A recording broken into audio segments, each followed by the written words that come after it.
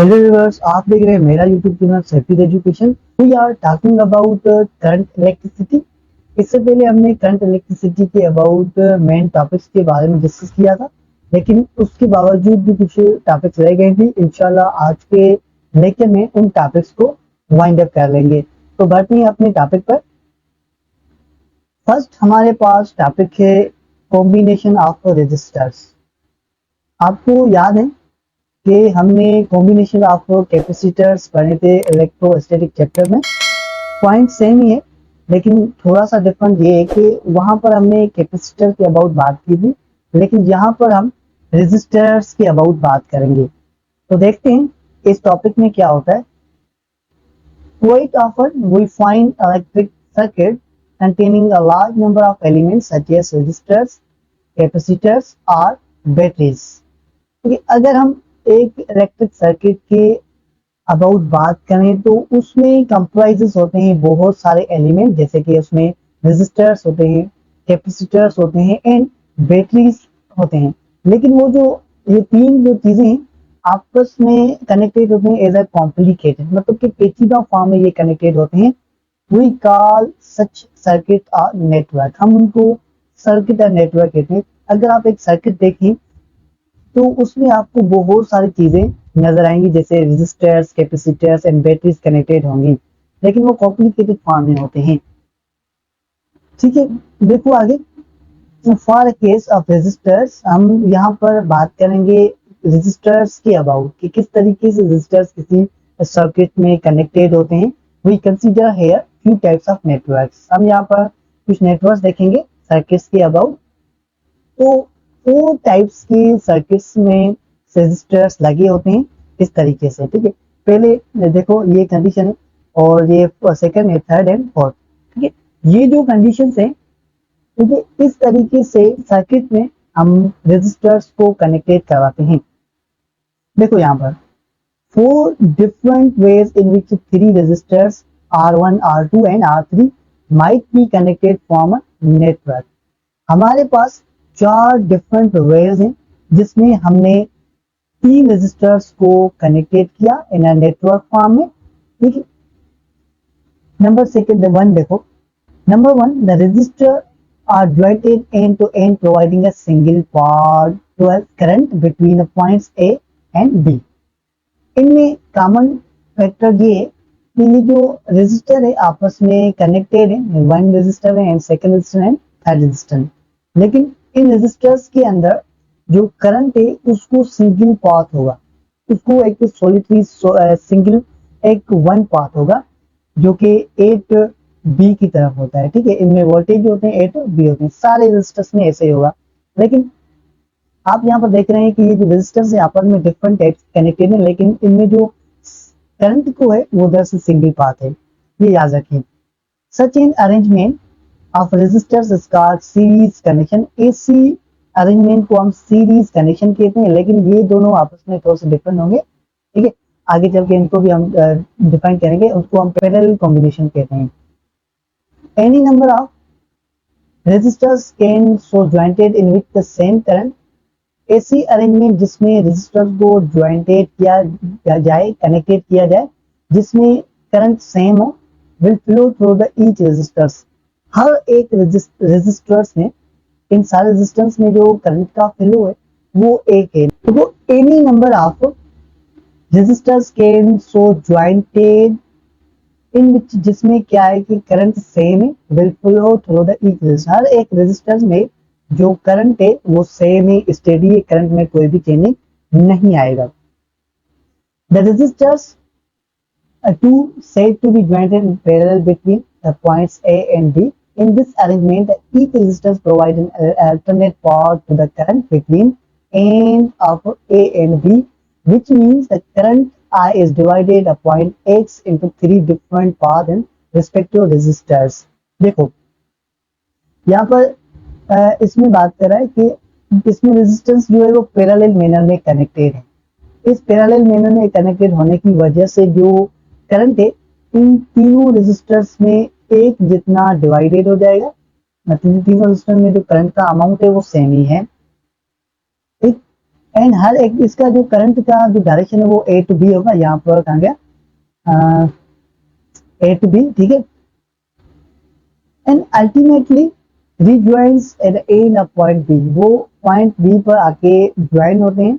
And third register की अगर हम बात करें तो R2 and R3 are jointed in parallel manner one another, and this combination in the series with resistors R1।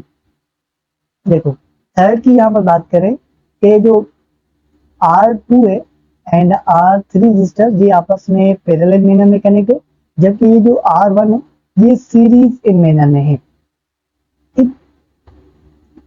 While जो fourth register है resistors R2 and R3 in series and this combination is called parallel R1 R1। Fourth resistance में देखो जो R2 register है and R3 register ये आपस में series manner में है, जबकि ये जो R1 है ये पैरेलल मैनर में होगा। हालांकि इनका जो करंट का डायरेक्शन है वो ए टू बी होता है, ठीक है व्यूअर्स, यहाँ तक बात समझ में आ गई। We can find a single resistor equivalent in value which could replace a combination of resistors in any given network, keeping the potential difference and the current unaltered in circuit। देखो हम single resistors को equivalent value दे सकते हैं अगर combination of एक resistor को हम replace करते हैं बाय गिविंग पोटेंशियल एंड जो करंट है अनअल्टर्ड होगा, उसमें current and potential difference change नहीं होती, वो अनअल्टर्ड रहती है सर्किट में। If any one of the network in given figure were replace, अगर किसी उनमें से किसी एक नेटवर्क को रिप्लेस करवाएं by equivalent resistance, we could safely write it, हम उसको इस तरीके से राइट कर सकते हैं कि V is equals to IR, ये V is equals to IR की इक्वल ये हमने ओम्स लॉ में ड्राइव किया था। Where जो A B is a potential difference between the points A and B and I is a current in circuit, ठीक है। तो first the combination of resistors में से पहला टॉपिक है हमारे पास रेजिस्टेंस इन सीरीज। ये सीरीज कॉम्बिनेशन में क्या रेजिस्टेंस होती है, याद रखिए हम यहाँ पर रेजिस्टेंस की बात कर रहे हैं तो हमें यहाँ पर रेजिस्टेंस फाइंड करना है। तो ध्यान दीजिए थोड़ा सा, यहाँ पर current in series combination is same. हमेशा याद रखिए व्यूअर्स, जो सीरीज कॉम्बिनेशन में जो करंट होता है वो हमेशा सेम होता है, उसमें कोई भी चेंजिंग नहीं आती। इन ईच रेजिस्टर, हर एक रेजिस्टर में when the potential difference between the points A and B is VAB होगा। एंड अगर करंट सेम है सीरीज कॉम्बिनेशन में तो उसमें जो पोटेंशियल डिफरेंस है वो मस्ट बी डिफरेंट होगी। तो मैथमेटिकली फॉर्म देखो, हमें पता है कि V is equal to IR according to Ohm's law, ठीक है। हमारे पास तीन रेजिस्टेंस हैं R1, R2 एंड R3, तो हमने इनको V is equal to IR के फॉर्म में लिखा। ये वोल्टेज है, तीन रेजिस्टेंस हैं तो इन तीनों के वोल्टेज हमने यहाँ पर लिखे। एंड हमें पता है कि जो V है वो IR की इक्वल है, तो हमने V की जगह पर हमने IR को पुट किया। इनकी वैल्यू हमने यहाँ पर लिखे IR1 plus IR2 plus and IR3, ठीक है। ये हमारे पास तीन रेजिस्टर्स हैं, इनके करंट को हमने यहाँ पर मैथमेटिकली फॉर्म में लिखा। तो अब हम यहाँ पर क्या ड्राइव करेंगे, यहाँ पर देखो ये कंडीशन हमने यहाँ पर लिखी। तो यहाँ पर हम क्या करें कि ये जो करंट है दरअसल हम इसको यहाँ पर कॉमन ले रहे हैं, ठीक है। यहाँ पर ये करंट है कॉमन, तो करंट को हमने यहाँ से कैंसिल आउट किया, ठीक है। यहाँ से करंट ये कैंसिल आउट हो गया, तो हमारे पास रिमेनिंग में बचा क्या, R1 R इक्वल है R1 plus R2 and R3 के, ठीक है। ये रेजिस्टेंस है इन सीरीज कॉम्बिनेशन में। सीरीज कॉम्बिनेशन का फॉर्म हम इस तरीके से लिखेंगे, here RE is equal to R1 plus R2 and R3 from equation number 13.8. The equivalent resistance of any number of resistors in series equal sum of the value of individual resistance के sum के equal होते हैं, ठीक है। This is all about ये कहलाते हैं series combination of resistors. उसके बाद हम बात करेंगे रेजिस्टेंस इन पैरेलल कॉम्बिनेशन। ये पैरेलल कॉम्बिनेशन में रेजिस्टेंस क्या होती है। In this connection, the potential difference V, जो potential difference है parallel resistance में parallel combination में between terminals of each resistors must be same, याद रखिए potential difference in parallel combination must be same होगी and equal to V A B के equal होती है, while the current I at the X point is divided into three resistors, जबकि जो current है इन पैरेलल कॉम्बिनेशन में वो तीनों रेजिस्टर्स में डिवाइड हो जाता है, मतलब कि यहाँ पर करंट डिफरेंट हो गया R1 R2 and R3 as इस तीनों रेजिस्टेंस में जो करंट है I1 I2 एंड I3 होगा रिस्पेक्टिवली।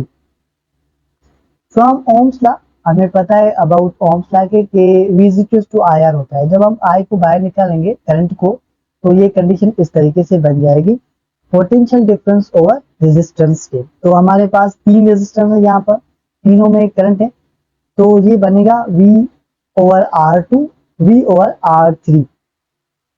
करंट इक्वल है तीनों रेजिस्टेंस में करंट इक्वल है I1 R2 एंड I3 के। तो देखो यहाँ पर वही पॉइंट है रेजिस्टेंस जो करंट है इनके इक्वल आएगा।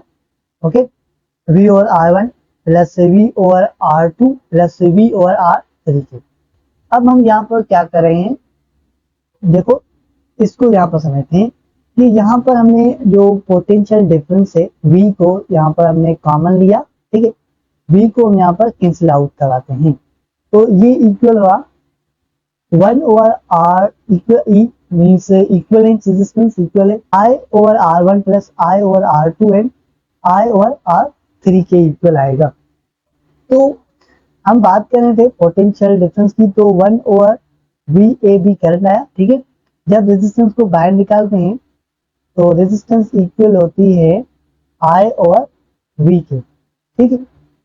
हम यहाँ पर ये लिखेंगे, ठीक है, तो I over R1 plus I over R2 plus I over 3 से। तो हमने देखा ये जो I ओवर पोटेंशियल डिफरेंस है ये इक्वल होता है I ओवर रेजिस्टेंस के, ठीक है।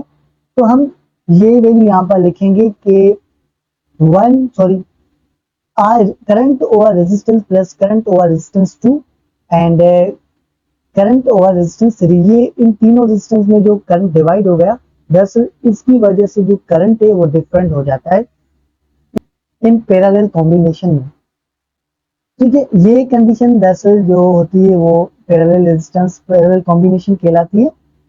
That the sum of reciprocal of individual resistance is connected in parallel, जो कि इक्वल होती है to the reciprocal of the equivalent resistance के। ये जो करंट है इन पैरेलल कॉम्बिनेशंस में एंड रेजिस्टेंस आपस में रेसिप्रोकल होते हैं, इनवर्स प्रोपोर्शनल होते हैं। Since we have defined the conductance of material as a reciprocal of its resistance, हमने पहले बात की थी कि जो R है रेजिस्टेंस है वो इनवर्सली प्रोपोर्शनल है टू द कंडक्टेंस के। इट मींस के कंडक्टेंस है, ठीक है, के द कंडक्टेंस है। Hence we can say that in parallel combination of resistance the sum of individual conductance is equal to the equivalent conductance in network। जो सम है conductance का पैरेलल कॉम्बिनेशन में हम ये कह सकते हैं जो इंडिविजुअल कंडक्टेंस का जो सम है वो इक्विवेलेंट है कंडक्टेंस ऑफ एन नेटवर्क्स में। Where the equivalent resistance of network third and fourth can be found by the same method by considering the combination of series and parallel rearrangements। हमने इनको third and fourth resistors में हमने देखा। The third combinations of R2 and R3 in parallel, the first replaced by equivalent resistance of R4। जो पहले parallel resistance में हमने उसको रिप्लेस किया R4 से, रेजिस्टेंस 4 से, which then form a series combination, जो कि सीरीज कॉम्बिनेशन बना रहे हैं with R1 giving, जो कि हमारे पास है R1 प्लस R4 एंड ये फिगर में आप देख सकते हैं fourth combination of R2 and R3 in series form a parallel combination with, जो कि पैरेलल कॉम्बिनेशन में थे R1 and the R can be determined. हमने इसमें रेजिस्टेंस को डिटरमाइन किया जो कि रेसिप्रोकल है टू द करंट के साथ, ठीक है व्यूअर्स। यहाँ तक हमने बात कर ली पैरेलल कॉम्बिनेशंस की एंड इसके अबाउट एक एग्जांपल है ठीक है, यहाँ पर थोड़ा मुतवज्जा हो। अ बैटरी ऑफ 6 वोल्ट्स, एक बैटरी है जिसके वोल्ट 6 हैं, इज कनेक्टेड टू रेजिस्टर्स, जिसको हमने दो रेजिस्टर्स के साथ कनेक्ट किया, जिसके respectively R1 and R2 connected resistance है। R1 का वैल्यू है 3 ओम एंड R2 का वैल्यू है 2 ओम। ज्वाइंटेड किया टुगेदर इन सीरीज कॉम्बिनेशन में, याद रखें सीरीज कॉम्बिनेशन है। Find the current through the circuit, circuit के थ्रू हमें करंट फाइंड करना है एंड पोटेंशियल ड्रॉप को अक्रॉस ईच रेजिस्टेंस, इन दोनों रेजिस्टेंस में हमें जो पोटेंशियल डिफरेंस के ड्रॉप हो रहे हैं उन्हें भी फाइंड करना है। तो देखो, since the resistors are jointed in series, हमें पता है कि इन रेजिस्टेंस को हमने सीरीज कॉम्बिनेशन में ज्वाइन किया। इक्वलेंस रेजिस्टेंस जो होगी वो इक्वल है 5 ओम के, क्योंकि हमने R1 एंड R2 को आपस में कंबाइन किया, इक्विवेलेंट लिया इसका। Therefore the current through circuit will be, जो करंट है सर्किट के दरमियान वो 1.2 एम्पियर के इक्वल आएगा। क्यों? क्योंकि करंट का फार्मूला हमें पता है कि R इज इक्वल होता है वोल्ट ओवर आर के, ठीक है। तो हमने इस फार्मूले में वैल्यू पुट किया, हमें रेजिस्टेंस इतना है एंड जो वोल्ट है हमारे पास 6 है, जब हम इनको डिवाइड करवाते हैं तो इतना आंसर हमें मिलता है 1.2 एम्पियर। तो ये तो हमें करंट मिल गया इन सर्किट में, लेकिन नाउ हमें फाइंड करना है पोटेंशियल डिफरेंस, पोटेंशियल ड्रॉप को इन दोनों रेजिस्टेंस में। तो वन बाय वन करके इनको देखते हैं। वोल्टेज ड्रॉप अक्रॉस रेजिस्टर, पहले रेजिस्टेंस में हमें वोल्टेज ड्रॉप को फाइंड करना है। हमें पता है V इक्वल्स टू IR है, करंट हमने फाइंड किया 1.2 एम्पियर एंड ओम से पहले रेजिस्टर्स का जो इतना ओम रेजिस्टेंस है, तो हमने इनको मल्टीप्लाई किया आपस में, तो हमें इतने वोल्ट्स मिले 3.6 वोल्ट। देखिए, पहले रेजिस्टर्स में इतने 3.6 वोल्ट जो है वो ड्रॉप हो रहे हैं पोटेंशियल डिफरेंस में, पोटेंशियल डिफरेंस इतने ड्रॉप हो रहे हैं। एंड सेकंड भी इसी तरीके से होगा, V2 IR के इक्वल हमने वैल्यू पुट किया 2 ओम, तो मल्टीप्लाई करने के बाद हमें आंसर मिला 2.4 वोल्ट, ठीक है। तो सेकंड रेजिस्टर्स में हमें जो पोटेंशियल ड्रॉप मिल रहे हैं वो मिल रहे हैं 2.6। जब हम इन दोनों को इक्विवेलेंट करेंगे तो वो इक्वल होंगे 6 वोल्ट के, विच is the voltage of battery, ठीक है व्यूअर्स। ये एग्जांपल हमने यहाँ पर सोल्व कर दिया, लेकिन यहाँ पर थोड़ा सा ध्यान दें, ये मेन पॉइंट्स हैं series combination and parallel combination के हवाले से। हमने देखा सीरीज कॉम्बिनेशन में जो करंट है वो सेम था and potential must be different. Equal resistance R increases, हमेशा याद रखें कि सीरीज कॉम्बिनेशन में जो इक्विवेलेंट रेजिस्टेंस होते हैं वो हमेशा इंक्रीज होते हैं। पैरेलल कॉम्बिनेशन, इसमें करंट डिफरेंट होता है एंड जो पोटेंशियल डिफरेंस है वो सेम होती है। हमने देखा जो करंट है वो 3 रेजिस्टेंस में डिवाइड हो रहे थे इक्विवेलेंट, और इक्विवेलेंट रेजिस्टेंस इसमें डिक्रीज होते हैं। ये मेन पॉइंट्स है इन कॉम्बिनेशंस के हवाले से, ठीक है बस। This is all about combination of resistance and उसके बाद हम आगे बढ़ते हैं। नाउ हम बात करेंगे पावर डिसिप्शन इन रेजिस्टर्स में। जी बस, रेजिस्टर्स के दरमियान, रेजिस्टर्स के अंदर पावर डिसिप्शन होती है। डिसिप्शन का मतलब होता है जो पावर लॉस हो जाता है। जब कोई सर्किट अपना काम परफॉर्म करता है तो उसके अंदर पावर डिसिप्शन होती है। अब ये क्या होता है इसको समझते हैं। Suppose a battery connected across resistors R will produce potential difference। ये तो कॉमन बात है, जब भी हम बैटरी को कनेक्टेड करेंगे रेजिस्टर से तो वो पोटेंशियल डिफरेंस प्रोड्यूस करेगी अक्रॉस इट्स एंड, ठीक। If the current flows through this resistors, अगर उनके रेजिस्टर्स के दरमियान करंट फ्लोज कर रहा है फॉर टाइम इन सेकंड्स में, the charge transported between the terminals of battery is given. जो चार्ज है बैटरी के टर्मिनल के दरमियान वो हमें ये यहाँ पर मिला हुआ है इन मैथमेटिकली फॉर्म में, charge equal current into time के। सिंस जो पोटेंशियल डिफरेंस है is causing transfer of charge, जो कि V है, दरअसल ये ही चार्ज को ट्रांसफर करने के लिए रेस्पॉन्सिबल होती है। कहने का मतलब ये कि पोटेंशियल डिफरेंस ही चार्ज को ट्रांसफर करती है। Therefore, the net work done is transporting charge Q V के इक्वल आता है। हमें पता है वर्क डन किसे कहते हैं। एक चार्ज है, इस चार्ज पर इस पोटेंशियल डिफरेंस ने फोर्स अप्लाई किया, तो पोटेंशियल डिफरेंस ने फोर्स को अप्लाई किया एंड चार्ज ट्रांसफर्ड हुई इन सर्किट में। तो यहाँ पर हमारा क्या हुआ, वर्क डन। ये अपने माइंड में याद रखें, कीपिंग योर माइंड, ठीक है, क्योंकि ये इक्वेशन हमें आगे काम आएगी। This work is done at the expense of the potential energy, के लिए एक्सपेंस होता है ये वर्क डन, ठीक। लेकिन ये आप इक्वेशन अपने माइंड में रखें, ये काम आएगी आगे, देखिए। Of the charge is they pass through a resistor, जैसे चार्ज रेजिस्टर से पास होती है। This loss of potential energy, इसमें से जो पोटेंशियल एनर्जी है वो लॉस होती है एंड वो कन्वर्टेड होती है इन वाइब्रेशनल एनर्जी में of atoms to which the electrons collide during their motion. जब इलेक्ट्रॉन्स मोशन में होते हैं तो वो आपस में कोलाइड होते हैं एंड वाइब्रेशनल एनर्जी में कन्वर्ट होते हैं, पोटेंशियल एनर्जी को लॉस करते हैं। And thus the energy lost by electrons is gained by atoms of the conductor transistors in the form of heat।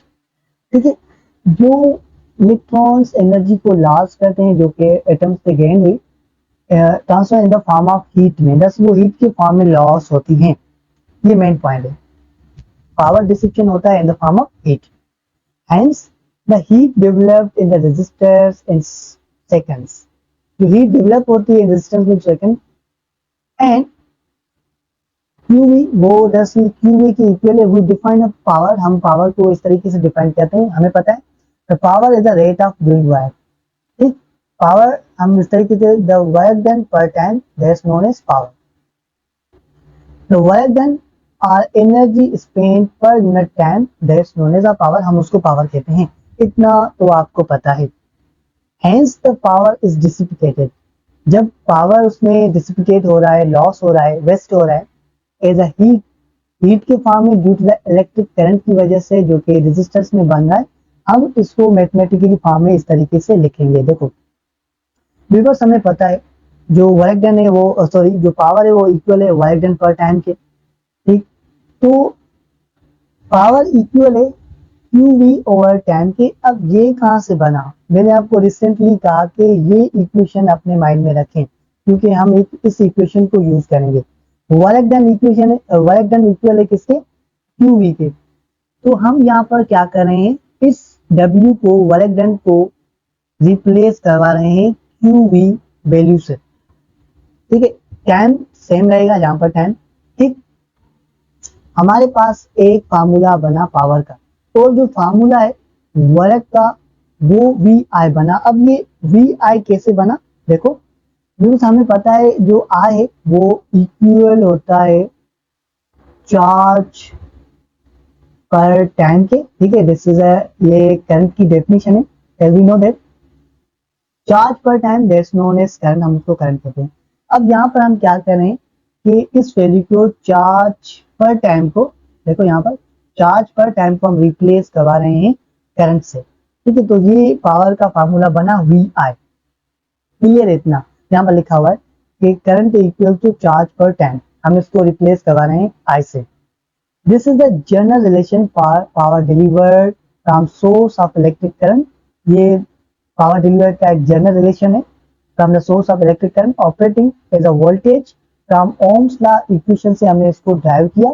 Can be converted in terms of resistance, हम इसको terms of resistance में convert कर रहे हैं, ठीक है, by change current end voltage और potential difference को चेंज करने से। देखो हेंस वही है, हमने ये पावर का फार्मूला मिला, power is equal to VI। तो देखो जब हम V को इस तरीके से लिखेंगे अकॉर्डिंग टू ओम्स लॉ, तो V इक्वल होता है I ओवर R के, ठीक है व्यूअर्स। तो यहाँ पर ऑलरेडी एक करंट मौजूद है, ठीक है। इस करंट को जब हम यहाँ से मल्टीप्लाई करेंगे तो I स्क्वायर होगा, ठीक है। एंड ये जो R ऊपर जाएगी तो ये फॉर्म बन जाएगा I square into over R के, ठीक है, क्लियर है। एंड दूसरा फार्मूला बन रहा है यहाँ पर V स्क्वायर ओवर R। ये यहाँ पर देखो हमें पता है कि करंट इक्वल है V ओवर R के, ठीक है। हम यहाँ पर करंट को रिप्लेस करवा रहे हैं, यहाँ पर हमने करंट को रिप्लेस किया, उसका वैल्यू रखा V ओवर R। तो यहाँ पर ऑलरेडी एक V है, V से जब मल्टीप्लाई होगा तो यहाँ पर V स्क्वायर ओवर R बन जाएगा। ये फार्मूलाज जो है वो पावर के फार्मूलाज हैं और मेन फार्मूलाज है ये। The resulting the voltage is joule per coulomb and the current is coulomb per second in the unit of power. जब ये रिजल्टिंग बन रहा है तो पावर का यूनिट क्या बनता है, देखो joule per coulomb and joule पर सेकंड, ठीक है। यहाँ पर ये जो कूलम है ये आपस में कैंसिल आउट हो जाएंगे, तो रिमेनिंग में बचा क्या, जूल पर second.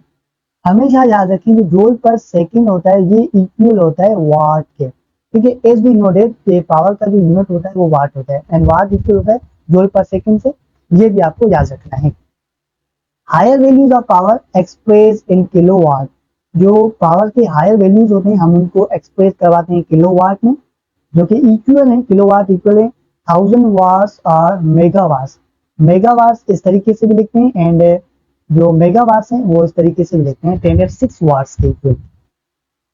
If current I flows steady through a resistor for 10 seconds, the total heat energy supplied of the resistor। अगर यहाँ पर कह रहा है कि जो करंट है वो कांस्टेंट मूव कर रहा है किसी भी रेजिस्टर में, इज गिवन बाय हीट, जो हीट एनर्जी के जो फार्मूलाज बनेंगे वो इस तरीके से बनेंगे, पावर इंटू टाइम, ये हीट एनर्जी का फार्मूला है, यहाँ उसका फार्मूला बनेगा वोल्ट करंट इंटू टाइम, ठीक है, ये भी एनर्जी का formula and I square RT या फिर V square over RT joules, ये सारे हीट एनर्जी के फार्मूलाज हैं। ये भी समटाइम पूछे जाते हैं एमडीकेट के अंदर, तो ये भी फार्मूला अपने माइंड में रखें। Usually the energy supplied by electric current through its generating station is measured in terms unit known as kilowatt hour। जो जनरेटिंग स्टेशन से जो इलेक्ट्रिक करंट सप्लाई किया जाता है उसको मेजर किया जाता है इन टर्म्स ऑफ किलोवाट आवर्स में। ये जो किलोवाट आवर है ये एनर्जी का यूनिट है, एनर्जी का लार्ज यूनिट है, ठीक है। और ये पास मेडिकल टेस्ट में पूछा गया, ये एमसीक्यू से, ये भी याद रखें। Which is energy delivered by current in 1 hour, जो करंट से एनर्जी डिलीवर्ड हो रही है 1 घंटा में, when it supplies energy, जब वो एनर्जी को सप्लाई कराए at the rate of 1000 joule पर सेकंड, ठीक है, इतना एनर्जी को सप्लाई कराए करंट। 1 किलोवाट आवर इक्वल होता है 1000 जूल पर सेकंड। व्हेन 1 आवर को हम सेकंड्स में कन्वर्ट करेंगे तो वो 3600 सेकंड्स के इक्वल आता है। इसको हम इस कंडीशन में भी लिखते हैं 36 इंटू 10⁵ जूल्स के इक्वल आता है। तो हम कह सकते हैं 1 किलोवाट आवर इक्वल होता है 36 इंटू 10⁵ जूल्स के। इन व्यूअर्स याद रखें, ये पास मेडिकल टेस्ट में ये भी एमसीक्यू पूछा गया है, ये भी आप अपने माइंड में ज़हन-नशीं कर लें।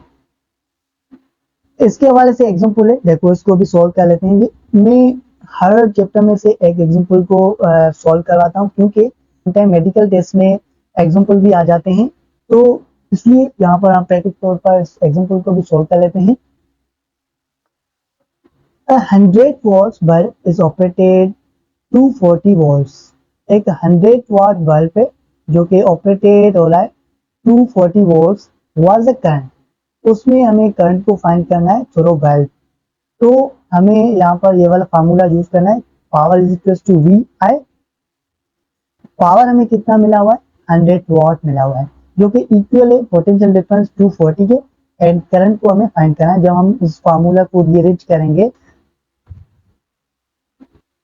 तो पावर ओवर वोल्टेज के इक्वल आएगा, जब हम उसको डिवाइड करेंगे तो हमारे पास ये आंसर आएगा 0.416 एम्पियर पे, ठीक है। बस ये हमने इसके हवाले से एग्जांपल्स को सॉल्व कर लिया।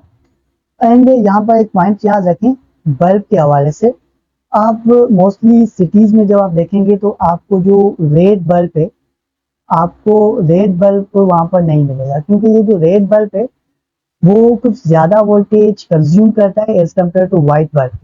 तो सिटी में मोस्टली ज्यादा से ज्यादा जो होते हैं वो व्हाइट बल्ब लगे होते हैं, ताकि जो बिल है वो कम आए। ठीक है व्यूअर्स, तो आगे बढ़ते हैं, हम बात करते हैं इलेक्ट्रोमोटिव फोर्स को। टॉपिक है इलेक्ट्रोमोटिव फोर्स। देखो ये क्या होता है, we have seen that electric field is needed to maintain the current in conductor। हमने देखा जो इलेक्ट्रिक फील्ड है वो कंडक्टर में करंट को मेंटेन कर रही है। when this electric current pass through resistor, जब इलेक्ट्रिक करंट किसी रेजिस्टर से पास हो रहा है, it dissipate एनर्जी, वो एनर्जी को मुसलसल लॉस कर रहा है, which is transferred into heat in the form of heat। वो हीट के फॉर्म में एनर्जी को डिसिपिटेट कर रहा है, एनर्जी को लॉस कर रहा है या फिर एनर्जी का वेस्ट हो रहा है ड्यूरिंग, जब किसी रेजिस्टर में से करंट पास हो रहा है। thus to sustain a current in conductor, ये कंडक्टर में करंट को सस्टेन करती है, मेंटेन करती है।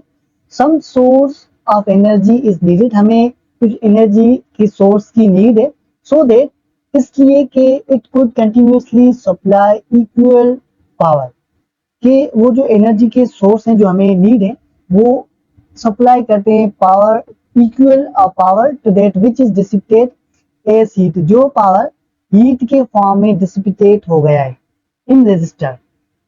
ठीक है, the strain of such a source is known as electromotive force. हम ऐसी स्ट्रेन को इलेक्ट्रोमोटिव फोर्स कहते हैं।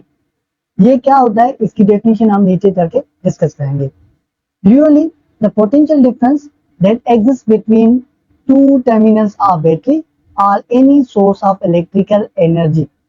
देखो व्यूअर्स, यहाँ पर कह रहा है ये जो पोटेंशियल डिफरेंस V है वो एग्जिस्ट करता है between two terminals of battery में या सोर्स ऑफ इलेक्ट्रिकल एनर्जी के दरमियान।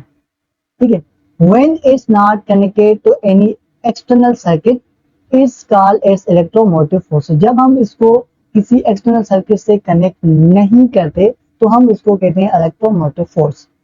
हालांकि ये इलेक्ट्रोमोटिव फोर्स की प्रॉपर डेफिनेशन नहीं है, सिंपली हम इलेक्ट्रोमोटिव फोर्स को एज रीड कहते हैं EMF, that's known as electromotive force, जिसको हम रिप्रेजेंट करवाते हैं बाय E से। दरअसल ये E नहीं है, ये एक सिंबल है, यहाँ पर देखो, इस सिंबल से हम electromotive,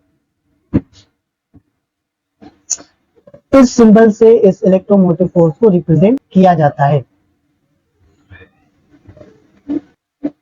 As charges passes through a source of electrical energy, cell or battery, the work done on them। जब चार्जेस किसी सोर्स इलेक्ट्रिकल एनर्जी या सेल और बैटरी से पास होते हैं तो उस पर वर्क डन किया जाता है या फिर उस पर वर्क डन होता है। द इलेक्ट्रोमोटिव फोर्स में भी डिफाइंड है, हम इलेक्ट्रोमोटिव फोर्स को इस तरीके से डिफाइन करते हैं, the work done per coulomb on charges that known as electromotive force. ठीक है बस, the electromotive force in automobile storage battery जो होता है वो उसमें वोल्ट होते हैं equal to 12 volt, which means इसका मतलब ये है कि they 12 joules of work done on each coulomb of charges. इसका मतलब ये है कि हर एक चार्ज पर 12 जूल का काम किया जा रहा है।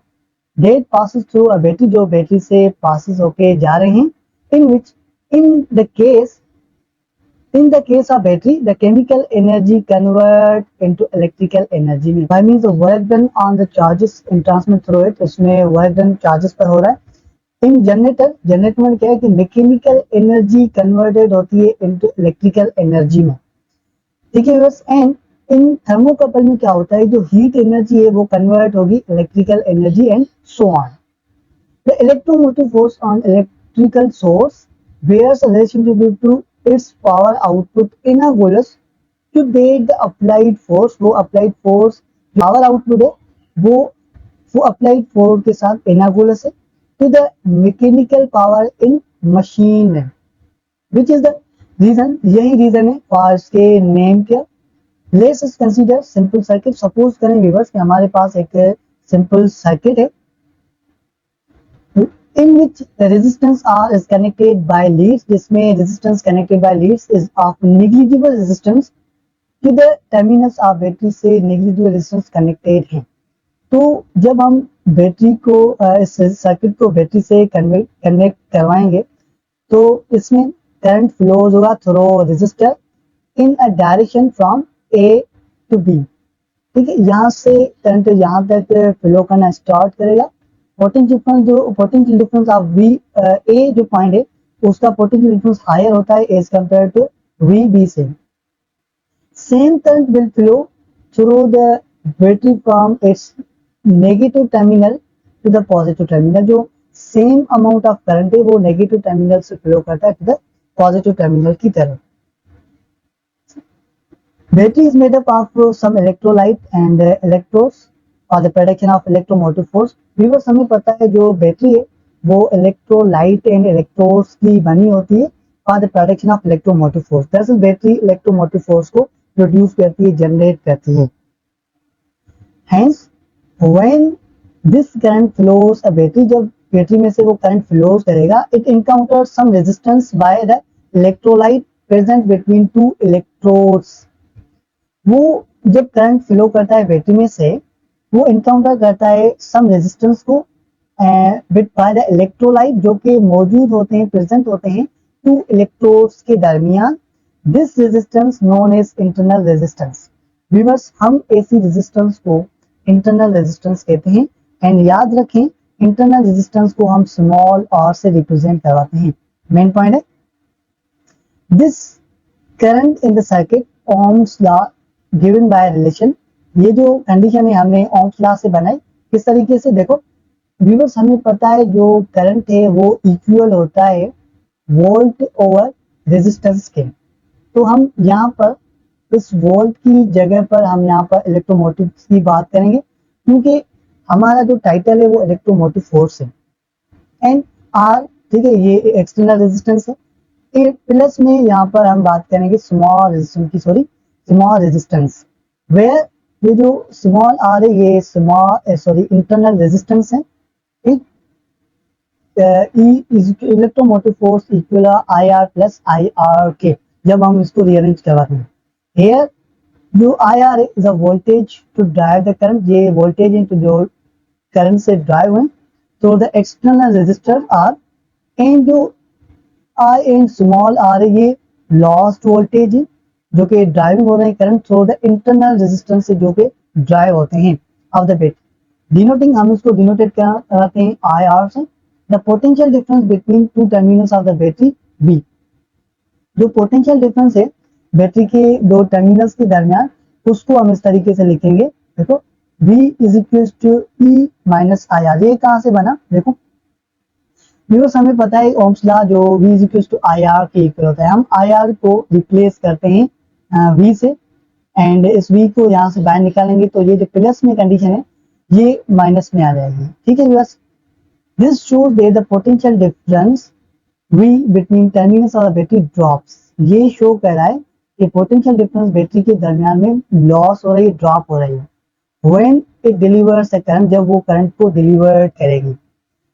और ये कंडीशन प्रॉब्लम्स में आती है समटाइम, तो इस फार्मूला को आप याद रखें। However, when no current is drawn, there is no potential difference across the internal resistance. जब करंट को हम ड्रॉ नहीं करते, फ्लो नहीं करवाते, तो वहां पर कोई भी पोटेंशियल डिफरेंस वोल्टेज नहीं बनेंगे अक्रॉस इंटरनल रेजिस्टेंस के दरमियान, so that the in terminal potential difference equal होती है टू द इलेक्ट्रोमोटिव फोर्स के। देखो V is equal to electromotive force.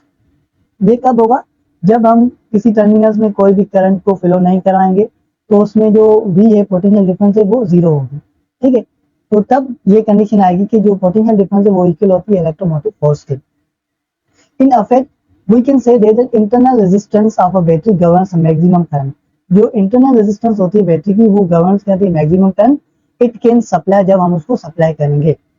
And viewers, main point याद रखें पोटेंशियल इंटरनल रेजिस्टेंस के लिए कि इंटरनल रेजिस्टेंस डिपेंड करती है इन दो फैक्टर पर, कि सरफेस एरिया ऑफ इलेक्ट्रोड्स पर, कि कितना इलेक्ट्रोड्स का सरफेस एरिया है, एंड डिस्टेंस बिटवीन इलेक्ट्रोड्स के दरमियान कितना डिस्टेंस है। इन दोनों पॉइंट्स पर इंटरनल रेजिस्टेंस जो कि है वो डिपेंड करता है। ठीक है बस, उसके बाद हमारे पास यहाँ पर हम देखेंगे difference between electromotive force and potential difference के दरमियान। तो हमें पता है work done per charge is known as electromotive force. Energy per charge, हम इसको भी इलेक्ट्रोमोटिव फोर्स कहते हैं। देखो यहाँ पर पोटेंशियल डिफरेंस ये भी सेम है, work done per time work done per charge and energy per charge, that's known as potential difference, ये सेम है, लेकिन फर्क होगा एक पॉइंट में, हम इसको नीचे देखेंगे।